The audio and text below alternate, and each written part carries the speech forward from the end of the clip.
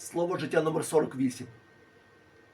І як іти крізь сум навколо, а в мене радість на душі, бо пропоную світлі дні, красою шлях я направляю, бо все найкраще вже давно я маю. Я ділюся із вами, все найкраще віддаю, бо вас усіх люблю.